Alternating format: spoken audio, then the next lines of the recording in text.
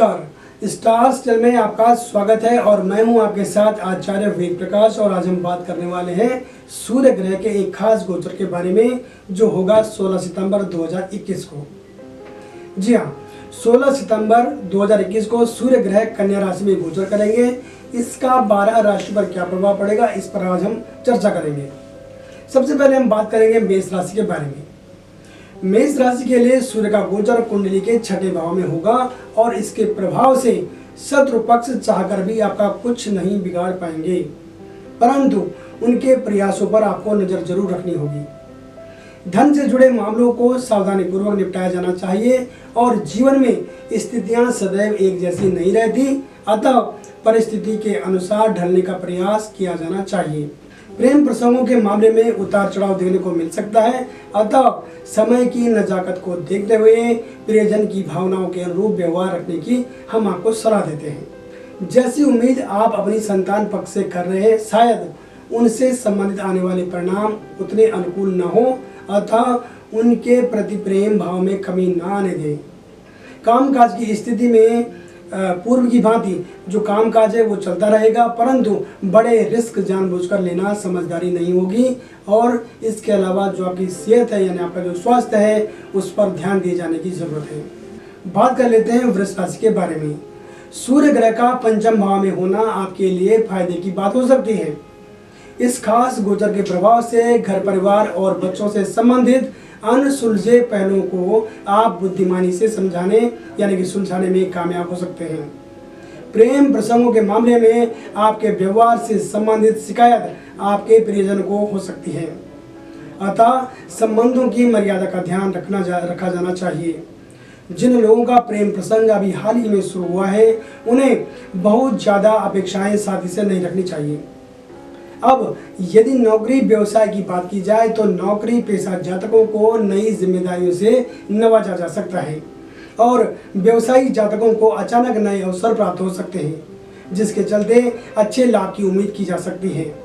बड़े अधिकारियों से जान पहचान का फायदा भी आपको मिल सकता है और चल रहे कानूनी मामलों का हल किसी खास परिचित के माध्यम से मिल जाने की उम्मीद है।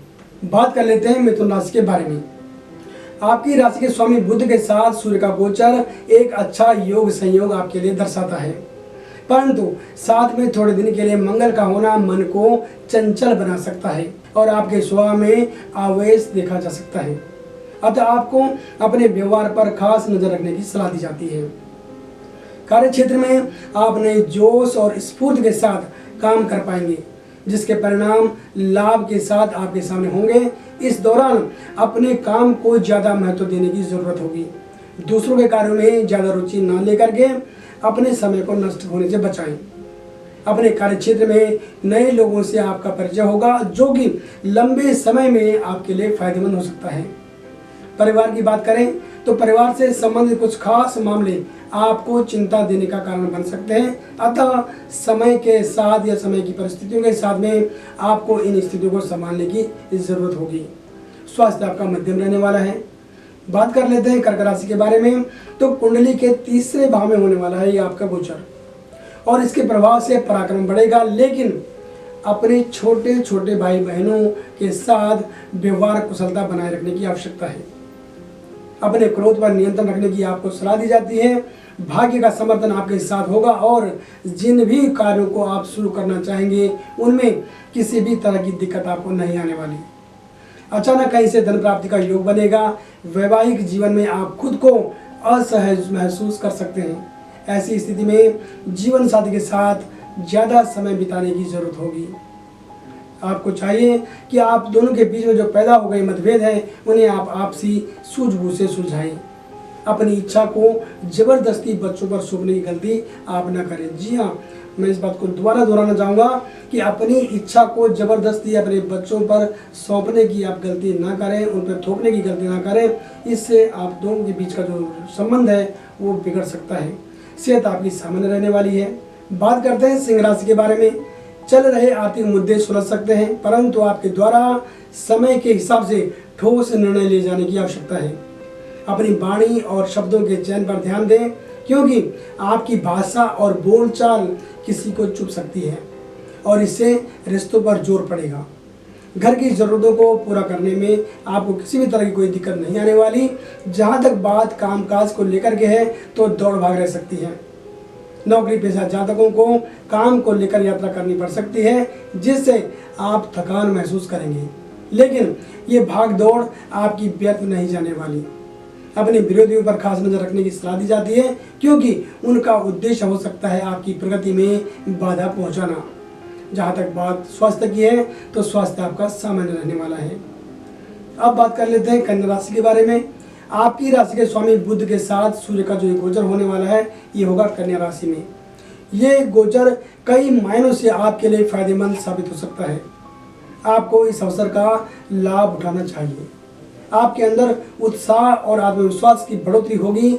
आप कार्यों को अपने हिसाब से करना पसंद करेंगे, जिससे कि आपको मनचाहा फल मिलेगा। नई नई योजनाओं का निर्माण आपके द्वारा होगा और समय से उन्हें लागू कर पाएंगे। परिवार की तरफ से भी आपका मनोबल बढ़ाया जाएगा और प्रेम प्रसंगों को नई दिशा मिल सकती है। जबकि अगर मैं विद्यार्थियों की बात करूं तो विद्यार्थी वर्ग को अपने परिणामों से संतुष्टि मिलेगी, यानी कि उन्होंने जितनी मेहनत की हुई है उनको उसका फल मिलने वाला है। मित्रों के सहयोग से भी आपके कार्यों को गति मिलेगी और वे भी आपसे भविष्य के लिए कुछ उम्मीद कर सकते हैं। अगर बात करूं स्वास्थ्य की तो स्वास्थ्य आपका अच्छा रहने वाला है। अब बात कर लेते हैं तुला राशि के बारे में। सूर्य आपकी कुंडली के 12वें भाव में गोचर करेगा। निश्चित तौर पर खर्चे के साथ व्यर्थ की भागदौड़ और थकाऊ यात्रा का सहयोग बन सकता है, परंतु फिर भी प्रसन्नता आपके चेहरे पर देखी जा सकती है। सुख संसाधनों को भी अपनी मेहनत के बल पर आप प्राप्त कर पाएंगे। इस दौरान कुछ अच्छे लोगों के साथ आपका जुड़ना हो सकता है, जो आपको आत्मीय आनंद प्रदान करेगा। प्रियजन की सलाह आपके लिए बड़े काम आ सकती है, इसलिए इसे नज़रअंदाज नहीं किया जाना चाहिए। बच्चों की प्रगति देखकर आप और परिजन खुशी महसूस करेंगे और उनके भविष्य की चिंता भी आपको हो सकती है। यात्रा के दौरान अपने कीमती सामान का आपको ध्यान रखने की खास सलाह दी जाती है। अब बात कर लेते हैं वृश्चिक राशि के बारे में। आपकी कुंडली के एकादश भाव में होने वाले इस गोचर के प्रभाव से आर्थिक लाभ के संकेत दिखाई दे रहे हैं, लेकिन इसके लिए भी थोड़ी मेहनत करने की जरूरत पड़ जाएगी। आपकी व्यर्थ की भागदौड़ हो सकती है। शासन प्रशासन द्वारा आपको मदद मिलने की भी ओर गृह इशारा कर रहे हैं और साथ ही उच्च अधिकारियों द्वारा आपके काम की प्रशंसा की जाएगी। कार्यालय में दिए गए कार्य को करते समय अपनी कुशलता का भरपूर परिचय देने की आपको जरूरत है। व्यापारी वर्ग भी अपने काम का विस्तार अपने तरीके से कर पाएंगे और आपको सफलता मिलती भी दिख रही है।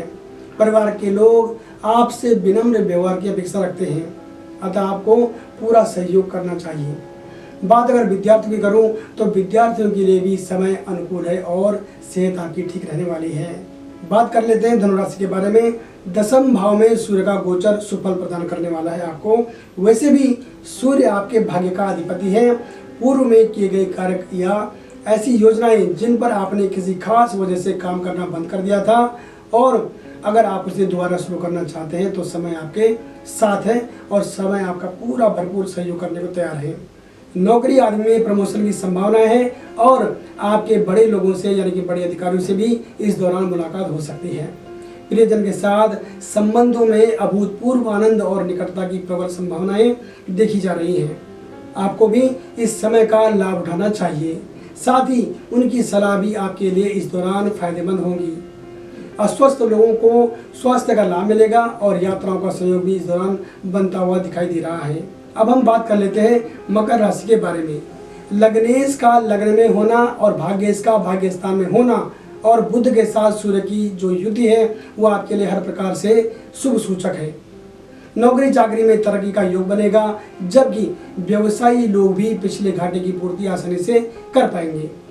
नए निवेश की योजना आपके लिए यानी कि आपके द्वारा बनाई जा सकती है और अनुभवी क्षेत्र का लाभ कमाने के लिए ग्रहों का पूरा समर्थन आपके साथ है। परिवार के बीच मांगलिक चर्चाओं पर जोर रहेगा और अविवाहितों के लिए भी इस दौरान अच्छे रिश्ते आने से इनकार नहीं किया जा सकता। विद्यार्थी वर्ग का मन थोड़ा चंचल और एकाग्रता की कमी महसूस हो सकती है, अतः दैनिक रूटीन पर आपको ध्यान देने की जरूरत है और कोशिश करें कि अगर आप योगा का सहारा लेते हैं तो एक अच्छी बात हो सकती है। बात कर लेते हैं कुंभ राशि के बारे में। ये खास गोचर संकेत करता है कि इस दौरान आपके द्वारा किसी भी तरह का छोटा बड़ा रिस्क जबरदस्ती लेने से आपको बचना चाहिए।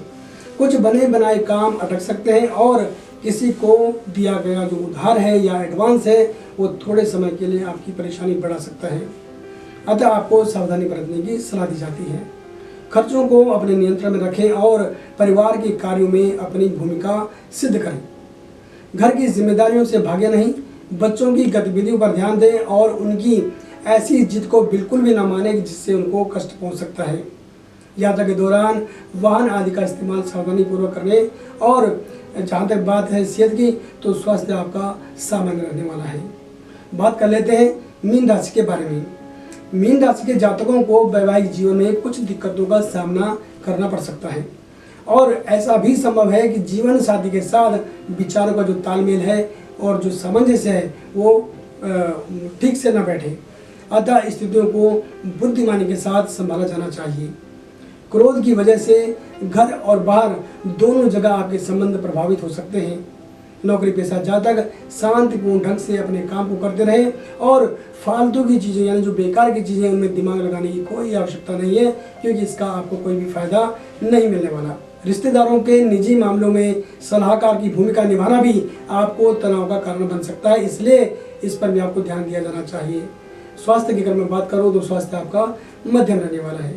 दर्शकों, अभी हमने बात करी सूर्य ग्रह के गोचर के बारे में और इस सूर्य ग्रह के गोचर का 12 राशियों के लिए सामान्य फल था। यदि आप अपनी कुंडली का विश्लेषण हमसे करवाना चाहते हैं तो आप हमें कॉल कर सकते हैं। हमारा फ़ोन नंबर है 8588009900 और इसके अलावा आप हमारी वेबसाइट के माध्यम से भी हमसे जुड़ सकते हैं। हमारी वेबसाइट है www.starstyle.com। तो बने रहे हमारे साथ और देखते रहे स्टार स्टाइल। नमस्कार।